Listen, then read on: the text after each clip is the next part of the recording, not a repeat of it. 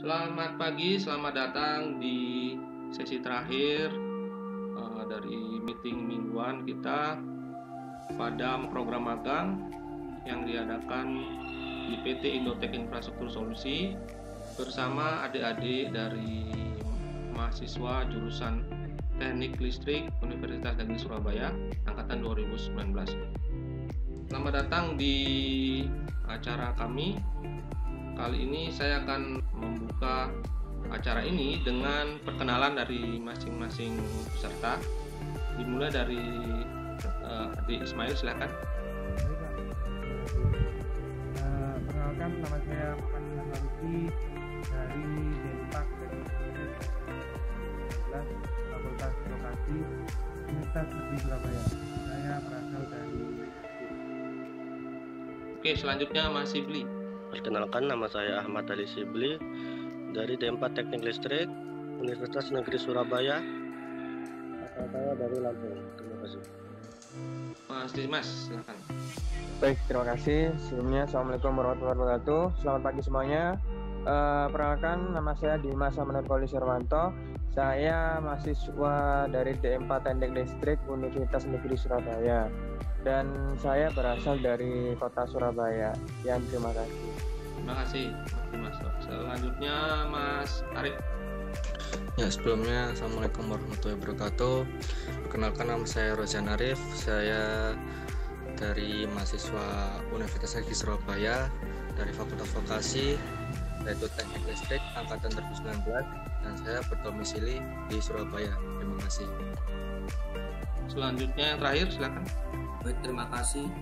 Kenalkan, nama saya Prasetyo Dwi Putro. Saya mahasiswa dari Fakultas Vokasi Universitas Negeri Surabaya, prodi D4 Teknik Listrik angkatan 2019. Untuk rumah saya tinggal di daerah Jombang. Terima kasih. Oke, terima kasih atas perkenalannya. Selanjutnya kita akan mulai melakukan sesi pengenalan tentang digital marketing. Baik, kita akan mulai sesi pengenalan digital marketing kita kali ini. Sebelumnya saya ingin menjelaskan tujuan dari sesi kali ini yang bernamakan digital marketing. Karena ujung dari sebuah bisnis adalah mendapatkan sales ya. Sepintar apapun, sebagus apapun alat yang kalian rancang atau jasa yang kalian atau ilmu yang kalian kuasai, maka ketika kalian tidak bisa menjualnya, maka itu namanya tidak ada manfaatnya buat kalian, tapi tidak bisa bermanfaat bagi orang lain ya. Selain bermanfaat bagi orang lain, tentunya dengan bisa melakukan sales atau penjualan, bisnis kalian akan berkembang sehingga bisa mendapatkan apa yang kalian inginkan, terutama kesejahteraan dalam kehidupan.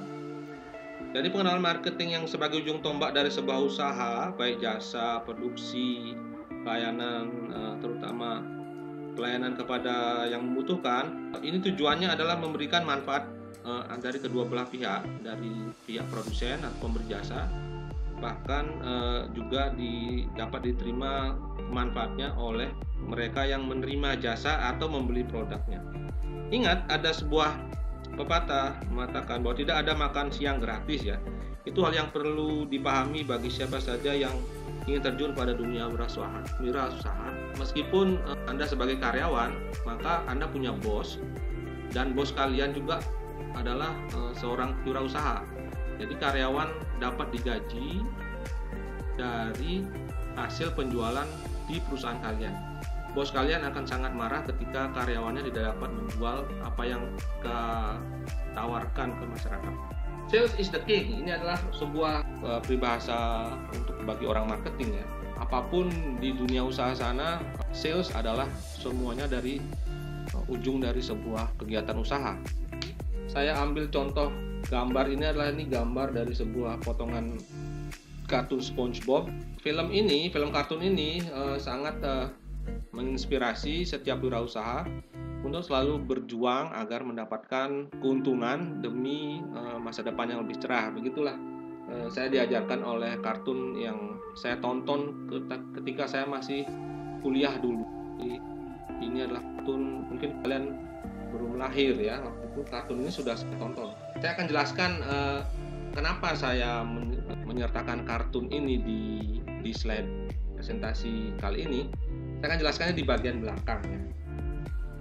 Bagaimana SpongeBob itu berjuang untuk menjual coklatnya sehingga mendapatkan uang yang banyak. Jangan lupa negara pun itu butuh berdagang ya, butuh perdagangan ya. Negara itu harus mendapatkan perdagangan untuk menyeimbangkan neraca anggaran dan anggaran pendapatan dan belanjanya ya. Jadi apa yang dijual oleh negara mendapatkan pendapatan dari menjual sumber daya, baik sumber daya alam berupa tambang, berupa hasil bumi, berupa keindahan alam. Juga negara itu mendapatkan pendapatan dari sumber daya manusia, misalnya tenaga kerja ke luar negeri dan pengiriman TKW. Negara mendapatkan pendapatan dari devisa yang diberikan oleh para pekerja migran tersebut. Parameter untuk melihat apakah perdagangan suatu negara itu buruk atau baik ditunjukkan pada neraca perdagangan ekspor impor, seperti pada gambar yang saya tampilkan di slide, di mana nilai ekspor dan nilai impor Indonesia pada tahun 2021 ditampilkan sesuai dengan gambar di sana. Saya akan tidak membahas apakah ini dibilang jelek atau buruk, atau berhasil atau tidak berhasil. Saya bukan ekonom, tapi saya bisa melihat bahwa nilai ekspornya itu naik 8%, tapi nilai impornya juga naik dengan lihatlah ekspornya kalau Februari 2021 itu 15,27 miliar, sedangkan impornya 13,26 miliar. Jadi terdapat surplus. Nah, surplus inilah yang nantinya akan dimasukkan ke dalam pendapatan negara. Jadi ekspornya lebih banyak ketimbang impornya. Parameter lainnya yang biasanya ditampilkan di berita-berita ekonomi di TV adalah nilai tingkat kesejahteraan penduduk, PDB, atau nilai dari tingkat kemiskinan, kemudian tingkat pengangguran. Nah, itulah biasanya evaluasi dari sebuah negara, apakah negara tersebut berhasil menjual sumber daya atau jasa yang diberikan oleh suatu negara. Selanjutnya, bagaimana sih negara itu berjualan? Negara itu berjualan dengan cara melakukan kerjasama dengan negara lain, ataupun dengan bisnis, atau kalau government to government, G2G, atau juga government to business, bisa juga. Biasanya dilakukan di sebuah expo di dalam atau luar negeri. Kalau sekarang itu masih ada juga expo di Dubai yang sering mengadakan tiap tahun, atau di Itali, di Prancis biasanya untuk melakukan expo atau pameran-pameran dari produk-produk yang ditawarkan dari dalam negeri. Demikian pula dengan kegiatan-kegiatan olahraga yang dilakukan di dalam atau di luar negeri.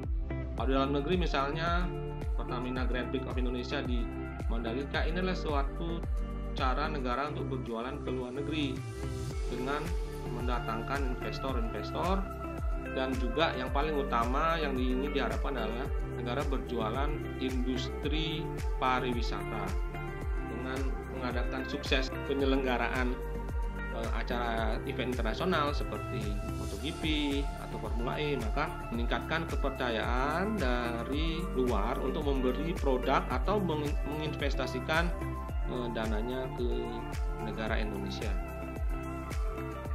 Itu adalah cara marketing yang dilakukan oleh negara ya. Sedangkan di perorangan, para entrepreneur melakukan marketing seperti pada gambar. Kalau zaman dulu, kalau kita ke pasar-pasar di pinggiran kota atau di desa pada umumnya, maka kita akan menemukan yang namanya dagang obat ya. Dia mengandalkan sesuatu yang menarik perhatian, misalnya cerita-cerita seru, atau mungkin sebuah atraksi sulap. Nah, itu akan menarik sebuah crowd atau kumpulan orang untuk mendekat, sehingga ujungnya sebenarnya dia mendatangkan orang untuk berjualan obat, misalnya obat kuat, misalnya jamu, atau mungkin juga obat gatal dan segala macam. Itulah cara-cara marketing zaman dulu.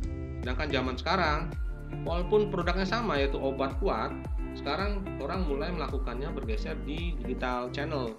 Misalnya di Facebook seperti di gambar ini adalah saya potong dari sebuah laman di Facebook, yaitu di marketplace-nya Facebook yang sangat kadang menyilaukan mata karena obat yang dijual itulah obat kuat dan iklannya pun tidak disensor oleh Facebook, dan itu sangat miris yang saya lihat. Tapi tujuannya tetap sama, mereka melakukan marketing sehingga menarik perhatian orang, terutama para pengkonsumsi obat kuat, untuk melihat, mengklik, dan kemudian harapannya melakukan pembelian, atau kalau di istilah marketingnya adalah closing sale, istilahnya orang-orang marketing.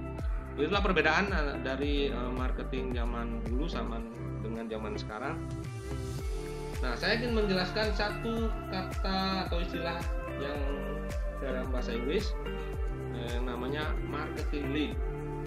Marketing lead adalah suatu kegiatan untuk menarik orang, memalingkan perhatian terhadap suatu barang atau jasa yang ditawarkan. Seperti contoh yang saya lakukan kira-kira setahun 2 tahun yang lalu, saya berjualan yang namanya parabola ya. Nah, untuk menarik perhatian orang, saya melakukan posting di media sosial berupa sebuah potongan video, di mana video tersebut menampilkan sinetron yang sedang in atau sedang ramai dibicarakan orang. Nah, tapi kemudian saya edit dengan efek layarnya bersemut atau layarnya rusak karena dia masih memakai TV analog. Nah, saya berusaha untuk mencari orang-orang yang akan membeli produk yang saya tawarkan yang berupa parabola dan TV digital. Marketing lead yang saya bikin ini, saya akan evaluasi apakah dia akan berhasil atau tidak dengan cara melihat ini di kanan ini. Saya akan melihat apakah postingan saya ini banyak dikomentari oleh orang. Nah, inilah yang dinamakan dengan marketing lead yang sukses ketika orang-orang itu banyak tanya. Marketing lead itu belum berarti penjualan, dia hanya berupa berhasil mengumpulkan orang-orang yang suka dengan barang kita. Itulah pengertian marketing lead secara contoh ya, yang pernah saya lakukan. Ini adalah kesimpulan cara mudah memahami marketing lead yang biasa dilakukan. Yang nomor pertama adalah menjadi expert atau suhu. Kalian bisa lihat kalau misalnya kalian expert di suatu hobi, misalnya di grup pecinta sepeda, atau sekarang kan masih banyak orang yang suka sepeda lipat. Nah, kalian bisa nimbrung di sana, berbagi cerita, dan kemudian kalian dianggap sebagai suhu atau orang yang dianggap menguasai lebih daripada orang lain. Kemudian di hobi Vespa juga, di hobi mancing dan berkebun dan sebagainya. Salah satu cara untuk membuat marketing lead adalah menjadi expert di suatu grup hobi tersebut. Kemudian kalau di dunia selain online, di offline misalnya, marketing lead itu bisa juga diberikan atau dilakukan dengan cara masuk ke kumpulan orang yang saling berbagi info. Misalnya di warung kopi dekat pasar. Di warung kopi itu kalian menjadi orang yang membuka pembicaraan. Orang yang membuka pembicaraan tentang suatu topik yang akan kalian jual. Misalnya tentang sayur ini sekarang lagi trending gitu, misalnya sekarang lagi banyak orang nyari.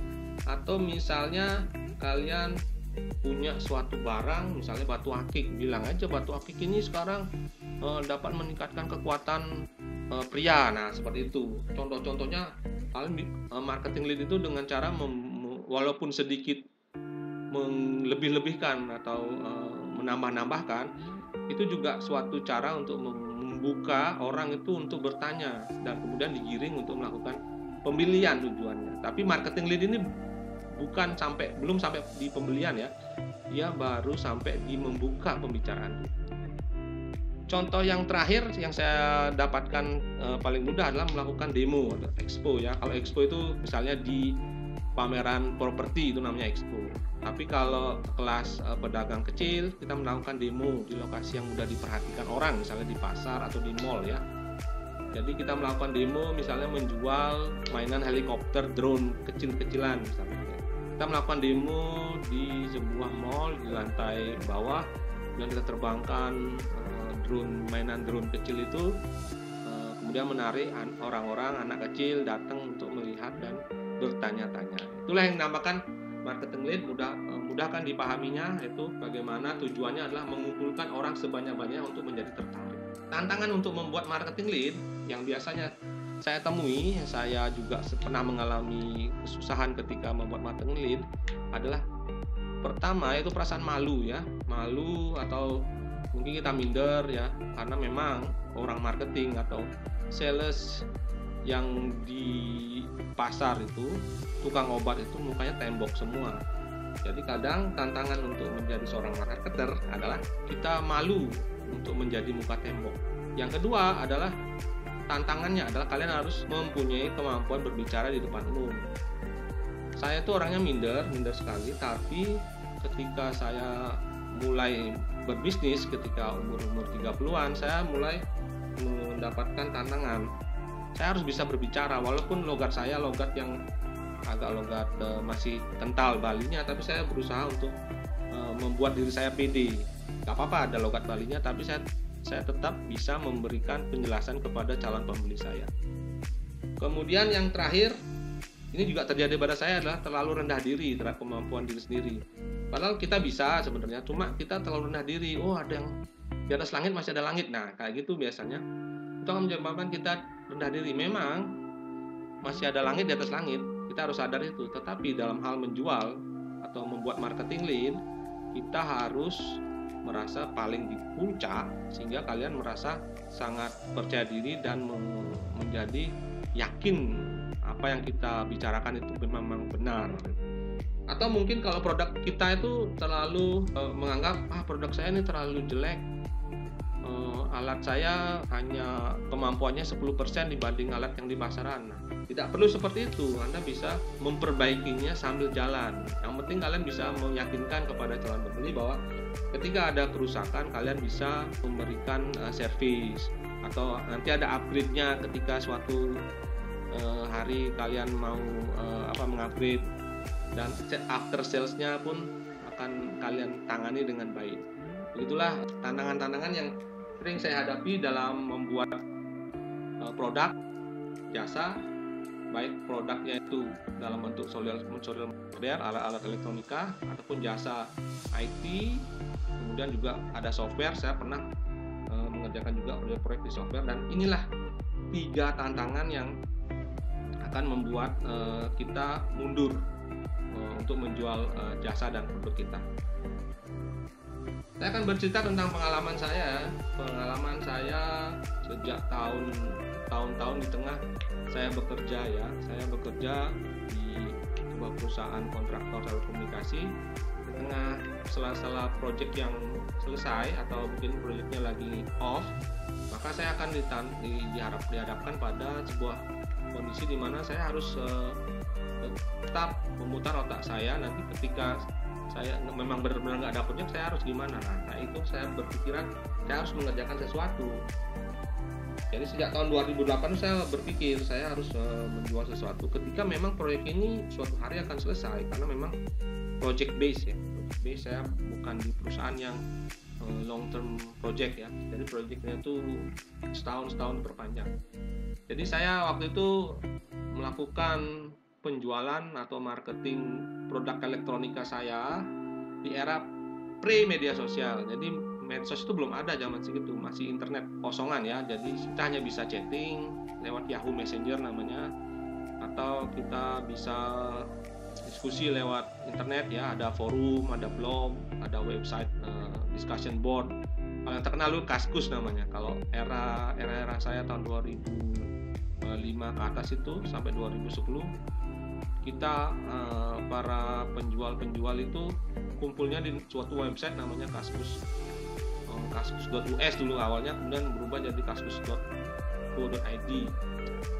Jadi saya itu waktu itu berkumpul di sebuah forum khusus untuk penghobi, jadi hobi elektronika. Jadi saya menjadi suhu di sana. Saya terapkan ilmu marketing tadi yang pertama, yaitu menjadi suhu di sebuah forum diskusi elektronika. Jadi waktu itu ada sebuah diskusi namanya forum hobi elektronika. Jadi saya di sana menjadi seorang yang dianggap sebagai expertnya. Jadi orang misalnya bertanya tentang ICNA 555, saya yang menjawab. Kemudian saya tampilkan sebuah hasil project saya, kemudian saya sharing ilmunya dan segala macam, sehingga ada DM atau direct message atau email masuk ke saya, kemudian bertanya bolehkah kita kerjasama untuk membuat alat ini, ataukah dibantu untuk mengerjakan otomasi di pabriknya atau mengerjakan skripsi pun. Nah, waktu itu saya lakukan dengan berusaha menjadi yang terdepan dan sering membuat update-nya sering menjawab pertanyaan yang diberikan oleh para pembacanya. Waktu di Kaskus itu tidak hanya terbatas di teknologi, ada juga hobi berkebun, ada pembaca buku pun ada. Jadi ada yang mengumpulkan buku, kemudian cepat-cepatan membaca, kemudian direview. Nah, biasanya mereka akan nanti menjualnya ke para pembuat blog ya. Jadi ada yang pembuat blog yang mencari orang yang membacanya cepat. Membaca cepat maksudnya dia membaca sebuah buku kemudian menulis sinopsisnya secara 1 hari misalnya, bayar berapa. Nah itu dulu zaman-zaman pre-media sosial itu. Dan saya sekali lagi saya jualannya di bidang elektronika ya maksudnya. Nah yang saya jual itu apa? Nah ini saya sampai masuk ke majalah ya, majalah waktu dulu itu ketika zamannya hobi airsoft gun ya, tahun 2010-2011 saya sempat ditawarin sama seorang penghobi airsoft gun untuk membuat timer dummy untuk skirmish ya. Jadi ada pernah nonton film untuk penjinakan bom ya, itu saya pernah bikin penjinakan bom secara alarmnya berupa bunyi buzzer aja. Jadi saya sempat akhirnya diminta oleh sebuah majalah hobi airsoft gun untuk membuat panduan membuat ini. Saya share semua skripnya, komponennya apa, dan kemudian habis itu datanglah banyak tawaran ke saya sampai akhirnya saya diminta berhenti karena orang rumah takut. Karena saya setiap hari membuat alarm seperti halnya bom mainan ya. Jadi saya sempat dari Brimob juga membeli alat saya ini untuk demo di penjinakan bom. Kemudian yang di sebelah kanan saya menjual paket belajar microcontroller ya. Ini tahun 2011 saya jual waktu itu. Saya jual di zaman Facebook baru awal-awal. Jadi Facebook saya masuk ke grup hobi elektronika juga. Yang saya jual itu berupa ini, tidak jauh-jauh dari unit solar modular. Kemudian kemana saya menjualnya? Ya selain di Kaskus tadi, di forum jual beli. Jadi di Kaskus itu ada sebuah sistem jual belinya yang masih primitif ya. Dia era pre-marketplace ya. Penjual itu berkumpul ya, penjual dan pembeli itu berkumpul di suatu forum jual beli namanya FJB. Jadi zaman itu kita transfer misalnya saya beli barang rokok elektrik. Nah, saya kontak sellernya, kemudian sellernya akan memberikan rekeningnya saya transfer, kemudian dia mengirim barangnya. Nah, itu rawan penipuan karena bisa saja setelah saya transfer orangnya tidak mengirimkan barang. Nah, muncullah waktu itu rekening bersama. Rekening bersama adalah sebuah jasa di mana dia ya orang ketiga yang akan mengecek apakah rekeningnya sudah ditransfer dan barangnya sudah diterima. Jadi saya akan mengirim uang ke si penyedia rekening bersama, kemudian si penjual akan mengirim ke saya. Kemudian ketika saya konfirmasi bahwa barangnya sudah sampai, maka orang ketiga ini atau rekber ini akan mengirimkan rekening uang itu ke rekening si penjualnya. Jadi dia sebagai perantara di mana dia akan memotong kita untuk transaksi, misalnya setiap transaksi Rp5.000 atau Rp10.000. Kemudian waktu itu kita juga mengenal juga karena banyak penipuan, kita juga akhirnya beralih ke sistem COD. Cash on delivery ini juga mulanya di FJB ya. Di FJB juga bisa di tokobagus.com, berniaga.com dulu. Ini kemudian Toko Bagus menjadi OLX, Berniaga juga menjadi OLX juga. Tapi OLX kemudian kalah dengan platform-platform zaman sekarang seperti Tokopedia. Jadi waktu itu perbankan masih belum masuk ya, kita hanya memanfaatkan jasa teletransfer atau zaman dulu ya transferan lewat BCA, ATM kayak gitu. Jadi belum masuk, fintech itu belum ada zaman-zaman 2000, di bawah 2012 itu belum ada. Jadi project yang saya dapatkan waktu itu project yang lumayan besar karena setelah itu berkembang. Project yang saya dapatkan adalah ini. Jadi saya pernah membuat alat kertas telur untuk peternakan jalak Bali.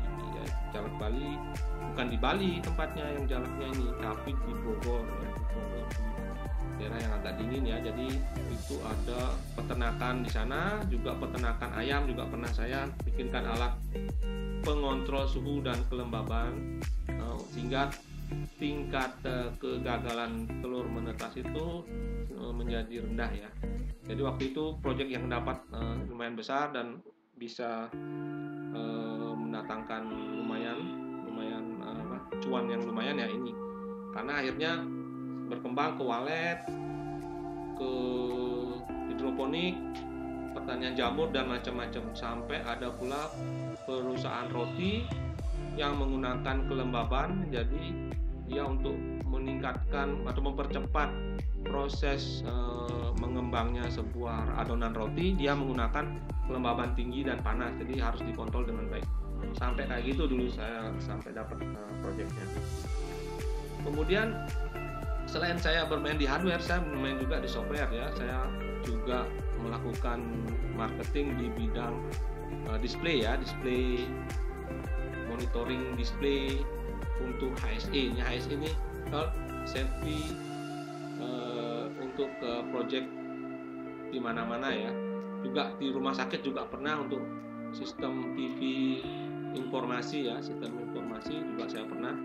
Ini berbasis software, PC dan layar monitor ya. Kemudian masuklah era media sosial ya. Jadi media sosial kira-kira meningkatnya itu untuk marketing, untuk sebagai channel untuk melakukan marketing secara digital kira-kira tahun 2013 ya. Hampir sama sebenarnya awalnya, sebelum ada yang berbayar. Kita masuk ke grup ya, grup sesuai dengan keahlian kita ya, misalnya burung ya, penghobi burung, masuk ke grup burung dan pengalaman tentang menetaskan burung A, B, C. Nah, saya masuk juga di sana untuk menjual alat kontrol tetas telur saya. Saya masuk ke sana, kemudian saya membuat postingan foto-foto dari hasil-hasil yang saya kerjakan. Kemudian banyaklah orang yang tertarik. Kemudian muncul juga YouTube ya. YouTube memang awalnya untuk sharing video, kemudian ini juga menjadi alat yang lumayan ampuh untuk marketing ya, membuat marketing lead juga ampuh dengan membuat konten video yang menarik ya, untuk membeli produk dan jasa kita tawarkan. Kemudian di 2013-14 itu muncullah jasa-jasa berbayar ya. Facebook mulai menawarkan yang namanya Facebook Ads, di mana kita bisa meminta Facebook untuk menawarkan barang yang kita tawarkan sesuai dengan apa yang kita inginkan. Jadi lead-nya tuh sangat tertarget gitu, targeted audience kalau bahasa Inggrisnya. Jadi siapa yang ditawarkan adalah sesuai. Misalnya kita menjual baju wanita, kita akan meminta Facebook untuk mengiklankannya di orang-orang yang benar-benar wanita, umurnya sesuai dengan umur baju tersebut. Kita akan menjual tank top ke orang-orang yang umurnya di atas 40, tidak akan seperti itu. Kemudian juga baju-baju yang sesuai baju anak-anak kita kirimkan iklannya ke anak-anak. Sampai akhirnya suatu saat Facebook melarang untuk mengiklankan ke anak-anak. Begitu juga YouTube, Google ya mulai menawarkan hal yang sama, namanya Google Ads. Tapi kalau Google Ads ini berdasarkan hasil search di Google Search-nya. Jadi kita misalnya mencari burung murai. Nah, ketika kita ketik burung murai, maka di atas itu adalah paling atas itu adalah iklan untuk penjual burung murai. Sedangkan kalau Facebook dia waktu zaman itu dia mencari orang yang mempunyai kecenderungan untuk membeli barang itu. misalnya sesuai dengan umur yang kita tentukan. Misalnya umurnya 25 sampai 30, ya udah umur yang di atas atau di bawah itu nggak akan ditawarkan. Juga lokasinya di mana, di Surabaya, atau mungkin saya sekarang ingin jualan karena Surabaya sudah sepi, saya jualan di daerah Sidoarjo, saya hanya iklankan di Sidoarjo. Kita bisa bikin begitu ke Facebook, tapi dengan syarat berbayar ya. Dengan membayar, tampilan itu kira-kira kalau iklannya bagus itu bisa Rp100 sampai Rp200 itu dianggap per klik, itu dianggap lumayan sukses ya. Kalau per view itu biasanya per 1000 view, page per million namanya, page per mil itu 1000. Jadi per 1000 penonton iklan kita membayarnya berapa? Misalnya Rp200. Nah itu biasanya kita akan bayarkan ke Facebook atau Google sesuai budget kita. Misalnya saya minta budget iklan saya Rp1 juta per bulan. Nah nanti akan diatur oleh Facebook atau Google, akan dibagi-bagi tampilan iklan saya sebanyak-banyaknya, sehingga dalam jangka waktu 1 bulan duit saya akan habis untuk mengiklan. Nah gitu yang saya lakukan kira-kira tahun 2014 ya, ininya startnya. Kemudian era ini berakhir kira-kira tahun 2018 ketika Facebook dan Google diminta untuk melindungi privasi orang ya. Privasi orang itu yang dimaksud adalah misalnya saya tidak ingin saya diiklankan karena saya suka hobi elektronika gitu. Ini kan melanggar privasi saya. Atau saya misalnya seorang wanita yang lagi kesepian, nah itu ketika itu ditawarkan jasa untuk kencan kayak gitu. Nah itu nggak boleh sama Facebook itu, karena dianggap melanggar privasi orang. Sehingga waktu itu Facebook mulai mengendorkan ketitisan atau ketelitian untuk mencari calon pembeli, karena memang undang-undang di Amerika mensyaratkan seperti itu. Itu diawali oleh kasus Donald Trump, di mana Donald Trump sangat menggunakan Facebook untuk mencari dukungan ketika menang Pilpres tahun 2016 kalau nggak salah. Jadi seperti itulah perkembangannya. Saya meninggalkan Facebook itu kira-kira zaman pandemi, karena memang ketika pandemi tiba-tiba market itu tidak sesuai dengan apa yang ditawarkan oleh Facebook. Jadi proyek era media sosial yang juga menginspirasi saya untuk akhirnya membuat perusahaan ini adalah ketika saya mendapatkan proyek repair perangkat BTS ya. Ini dua gambar di kiri dan di tengah itu adalah ketika saya merekrut anak-anak SMK untuk melakukan repair perangkat telekomunikasi ya. Jadi saya mendapatkan tawaran dari sebuah perusahaan telekomunikasi dan lumayan saya bisa mendirikan perusahaan gara-gara produk ini. Kemudian selain itu saya juga menggiatkan tahun 2016 terutama saya membuat software untuk jualan ya, software jualan dikhususkan kepada jualan pulsa.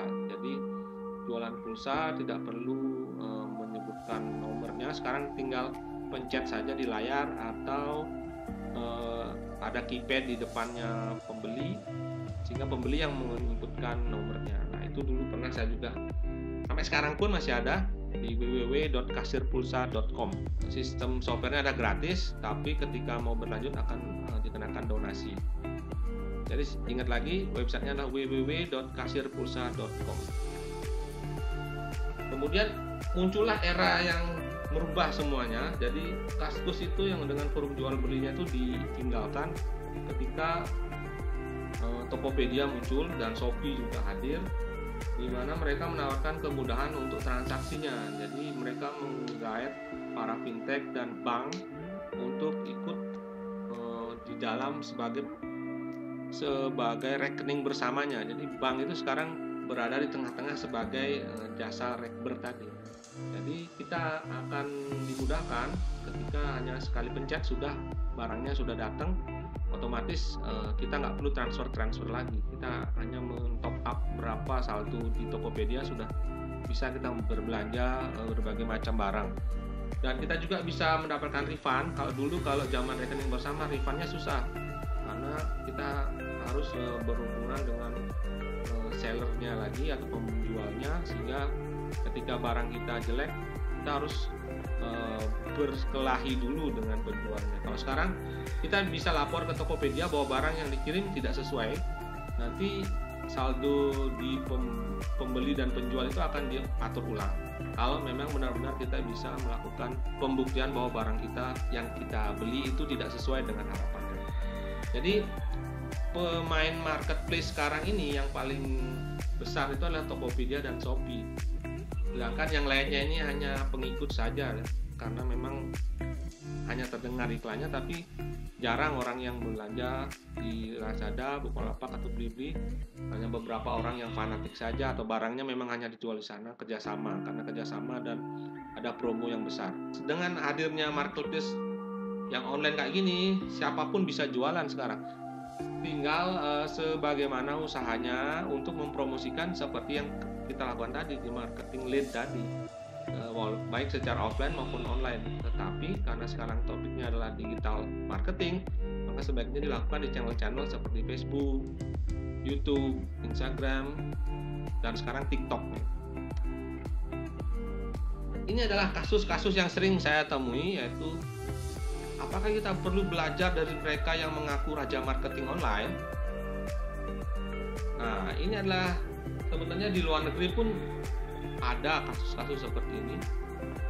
Di dalam negeri itu banyak orang yang tidak menyadari bahwa mereka itu sebenarnya para penjual-penjual online itu menjadi target dari para mereka yang mengaku sebagai expert di dalam bidang marketing. Kalian akan mengenal istilah namanya dewa selling, akan mengenal namanya, dulu kalau saya lihat yang sekarang sudah tobat namanya Mas Yoyo Yurbiantono, itu dulu sangat gembar-gembor sekali untuk mengatakan bahwa dia tuh expert di marketing. Tapi akhirnya ternyata dia hanya penjual seminar ya. Mereka flexing bahwa dengan sistem jualan saya ini akan menyebabkan jualan kalian menjadi lancar. Nah, seperti itu.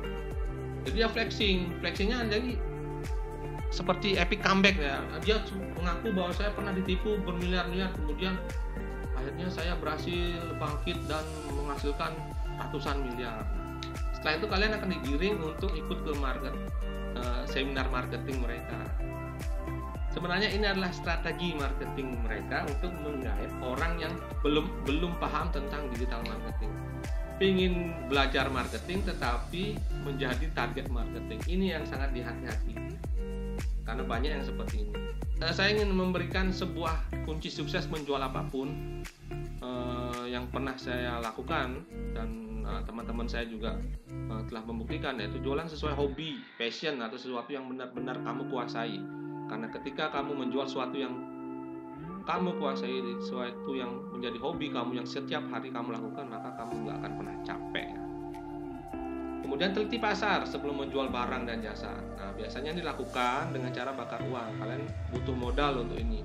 Bisa sih tidak memakai modal, tapi akan menyebabkan kalian akan mengalami waktu yang cukup lama untuk melakukan penelitian pasar. Apakah ada orang yang berminat terhadap barang saya? Nah, biasanya kita kasihkan gratis gitu. Selain bakar uang untuk meneliti pasar, kita juga mengedukasi pasar. Misalnya sekarang ini saya menjual TV digital. Nah, saya harus mengedukasi pasar bahwa TV analog sebentar lagi akan berhenti. Kemudian saya harus membuat website, membuat forum diskusi, membuat fanpage untuk berdiskusi tentang TV digital. Kemudian selalu memiliki plan B ya, plan B agar tidak terlalu terpuruk ya ketika plan A-nya gagal. Jadi bisa punya plan A, B, C ya. Tidak perlu pusing-pusing. Yang biasa saya lakukan adalah memiliki hobi yang banyak gitu. Jadi plan A-nya gagal, saya punya hobi B lagi. Kemudian saya punya hobi C lagi. Nah, ketika misalnya pandemi datang, kalian tidak akan bingung apa yang dilakukan setelahnya. Karena memang ketika pandemi, market tiba-tiba tidak ada. Nah, untuk 2022 yang paling jos sekarang ini adalah menggunakan namanya Google My Business yang memang lumayan sukses di beberapa teman, di mana Google My Business berhubungan dengan websitenya Google, searching Google, dan yang terakhir yang paling penting adalah map ya, Google Maps. Dia misalnya Anda mempunyai bisnis di makanan, nah makanya segera daftarkan di Google My Business dan bikin websitenya, dan juga bikin titik lokasi di mana kalian berjualan. Itu adalah salah satu cara yang paling jos di 2022 untuk melakukan digital marketing. Caranya gampang banget, tinggal ketik aja di Google, bikin suatu bisnis kalian yang apapun yang kalian ingin jual. Nama layanan Google-nya adalah Google My Business. Tinggal ketik aja Google My Business, akan kalian temukan caranya di situ dengan langkah-langkah yang sudah ditentukan oleh Google. Jadi gampang sekali. Kemudian kalian harus tetap mengetahui perilaku pasar, apa yang sekarang lagi digunakan oleh pasar. Kalau pasar anak muda, channel-channel digital yang digunakan oleh anak muda zaman sekarang adalah, kalau di 2022 adalah video pendek di TikTok, di YouTube Short, di Instagram, Facebook Reels ya. Video-video pendek itu sangat cocok untuk jualan. Kalau kalian misalnya lihat video lucu tentang kucing, maka di belakang dari video lucu itu ternyata ada jualan makanan kucing. Kalau kalian pernah melihat video kucing yang lucu-lucu atau kucing cemara itu yang lucu, nah si kucing cemara ini ujungnya jualan pernak-pernik memelihara kucing, entah makanan kucing, entah obat-obatan. Nah itu, jadi tetap mengerti perilaku pasar. Perilaku pasarnya sekarang senengnya di mana. Nah disitulah kita akan melakukan marketing. Misalnya jualan makeup ya sekarang harusnya ya di TikTok dan di Instagram untuk jualan produk-produk kecantikan. Saya akan menjelaskan sedikit tentang chocolate with nuts. Ini bisa dicari di YouTube ya. Ketik aja chocolate with nuts. Ini adalah sebuah video di mana SpongeBob dan Patrick itu membuka mailboxnya si Squidward, di mana dapat majalah yang berisikan tentang hidup mewah ya, hidup mewah. Dan dia bertanya SpongeBobnya, apa yang dilakukan orang sehingga hidupnya jadi mewah?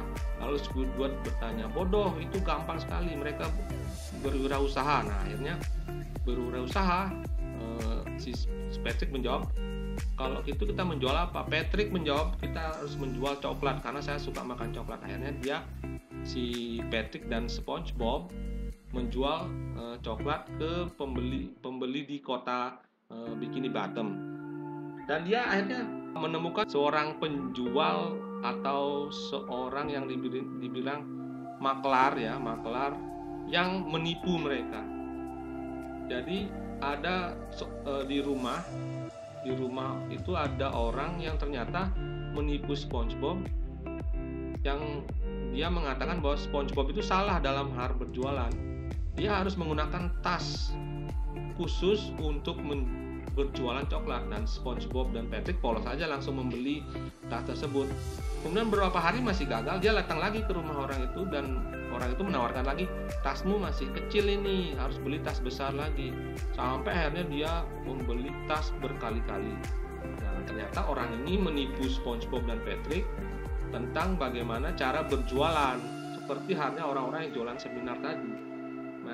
Si Patrick dan SpongeBob adalah korban dari kebohongan si orang tadi. Jadi singkatnya, ketika gagal, SpongeBob ini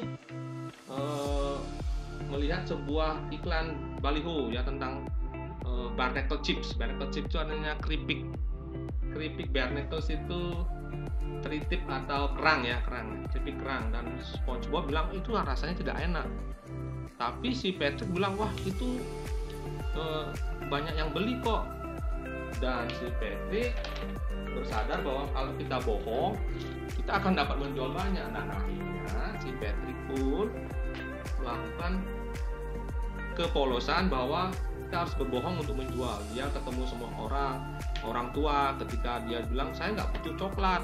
Sedangkan si Patrick bilang, kalau kamu mengucapkan coklat itu maka kamu akan menjadi muda gitu.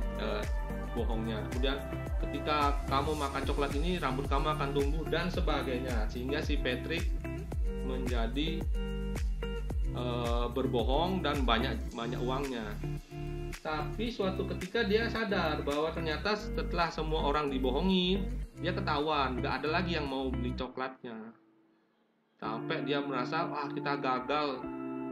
Patrick, SpongeBob sampai bilang kita berhenti saja. Tapi yang namanya bisnis, apapun bisa terjadi. Ketika dia sudah merasa gagal, ada orang yang pertama kali mereka tawarkan coklat tadi, yang berteriak coklat datang ke SpongeBob dan memberikan SpongeBob bergepok uang untuk produk coklatnya. Jadi SpongeBob ini sebenarnya lari sama orang itu, dikira orang gila, ternyata orang gila itu memang maniak coklat. Itulah dunia bisnis. Kadang pelanggan yang kalian kira tidak akan membeli, ternyata kalau kita tekun dan fokus melakukan pendekatan marketing, maka suatu hari dia akan membeli barang kita. Itulah contohnya dari episode kartun SpongeBob Chocolate with Nas, di mana akhirnya SpongeBob dan Patrick bisa hidup mewah dan Squidward menemui SpongeBob dan Patrick sedang makan malam di sebuah restoran yang mewah. Jadi seperti itu. Iya Pak, saya ada pertanyaan Pak. Ya. Jadi kan kita kan meskipun kita memiliki sebuah barang yang bagus, tapi jika kita tidak bisa menjualnya, itu kan sama saja kita kan nggak bisa nggak bisa sukses lah istilahnya dalam mempublikasi barang yang kita buat.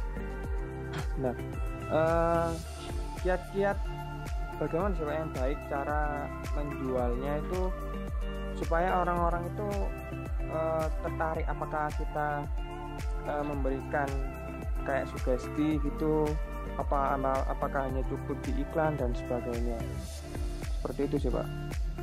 Karena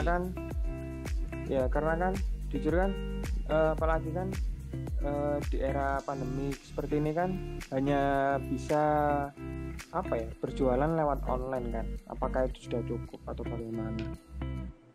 Ya seperti itu Pak. Oke, baik, langsung saya jawab ya pertanyaan dari Mas Dimas.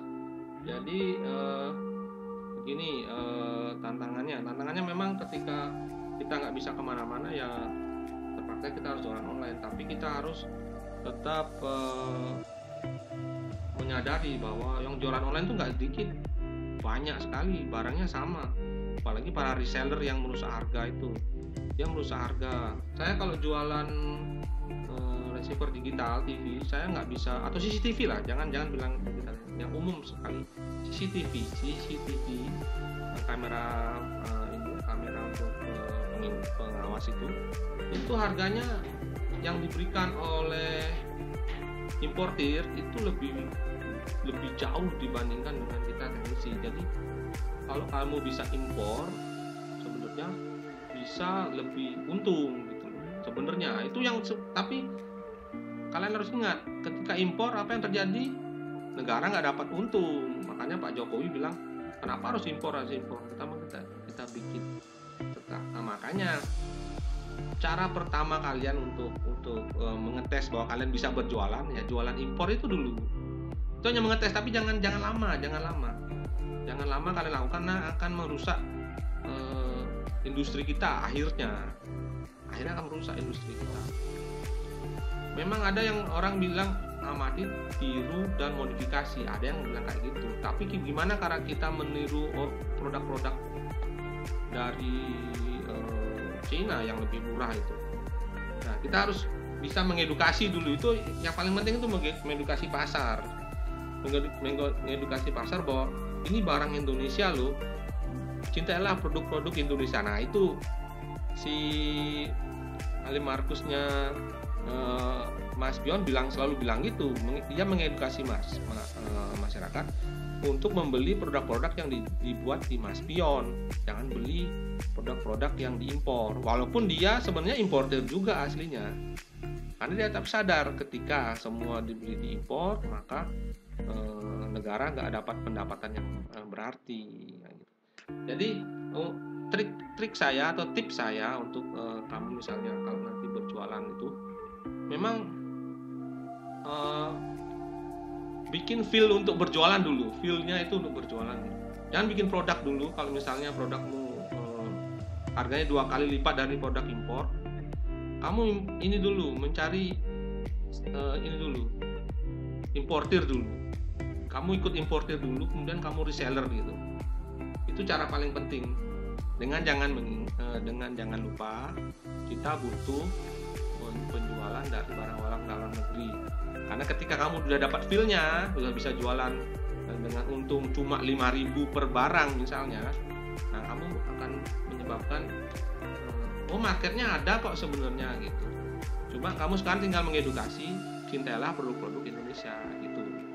Itu aja sarannya. Mas. Ya, baik Pak. Terima kasih banyak Pak. Oke, yang lainnya ada?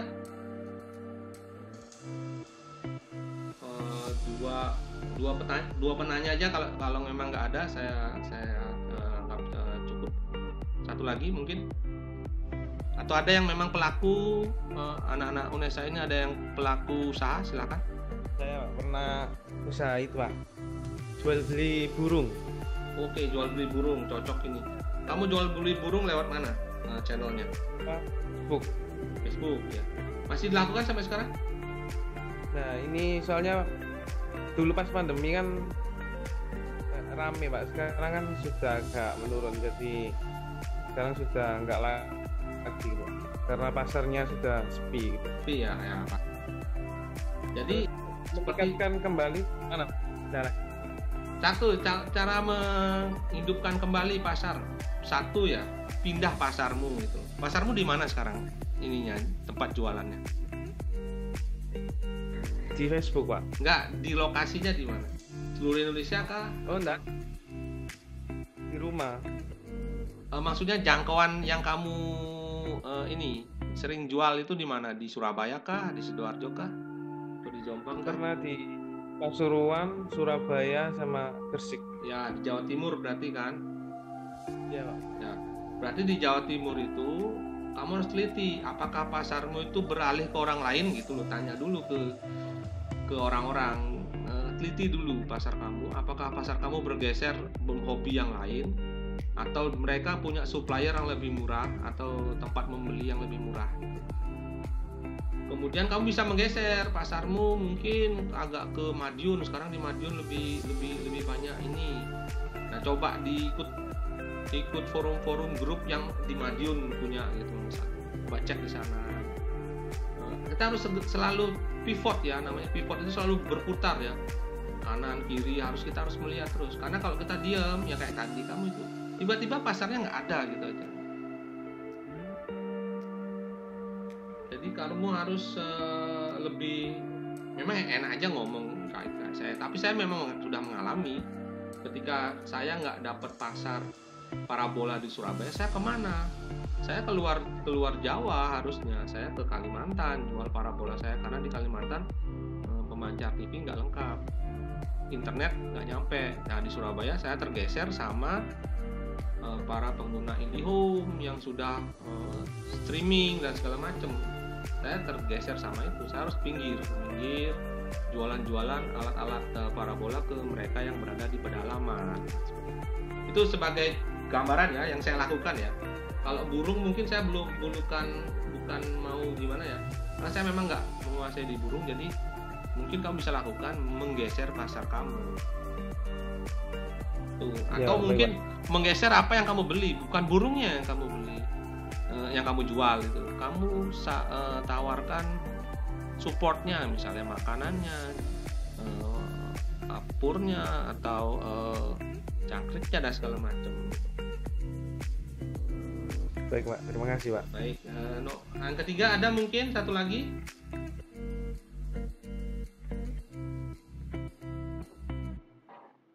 Oke. Ya Pak, ya silakan Mas. Kayak pengalaman itu Pak. Ya, silakan sharing. saya pernah sih Pak, saya jual HP bekas gitu Pak. Nah, saya itu jualnya itu di dua platform Pak, satu di Facebook sama di OLX. Nah, yang awal dulu itu saya kan masih kayak aptek gitu Pak, jual handphone. Ya saya tahu kayak dulu kan ya, OLX itu Pak yang dulu itu toko bagus itu Pak ya. Ya, toko bagus. Nah, di OLX itu saya kayak merasakan kalau di home itu kayak kurang gitu lah, kurang cepat. Dalam artian dari konsumen itu kesannya itu kayak belum banyak gitu, kayak satu atau dua.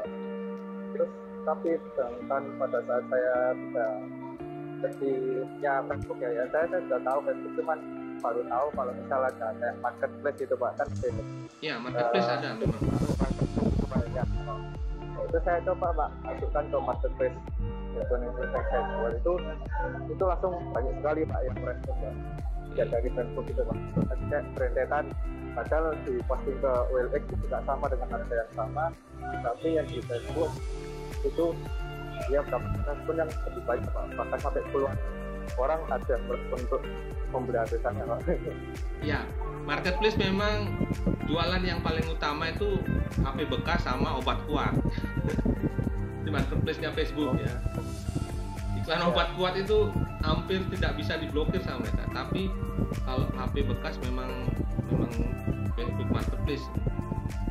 Sudah jualan berapa piece kalau misalnya yang bekas di marketplace Facebook? Kalau di marketplace Facebook itu kisaran udah 5 atau enggak 6. Oke, baguslah. Sudah mengalami itu, karena memang feel untuk jualan itu perlu diasah ya. Feel untuk jualan untuk mengasah insting untuk menjual ya, cara closingnya. Saya belum ceritakan tentang cara mengclosing ya. Ini nanti saya ceritakan di kesempatan yang lain, gimana caranya mengejar orang yang sudah kita bikinkan marketing lead, sudah kita ajak ngobrol tapi dia belum closing. Nah, gimana caranya nanti saya ajarkan di lain waktu, mungkin pas ketemu offline nanti bisa ketemu sama saya punya triknya. Oke, baiklah adik-adik, terima kasih atas partisipasinya di magang kita. Ini adalah pertemuan kita terakhir secara online, ditutup dengan tentang digital marketing. Semoga adik-adik dapat segera mengerjakan proyek-proyek yang diberikan, dan kita akan ketemu lagi di acara presentasi alat ya untuk magang kita kali ini. Terima kasih adik-adik semua, selamat siang. Terima kasih Pak Nyoman, selamat siang.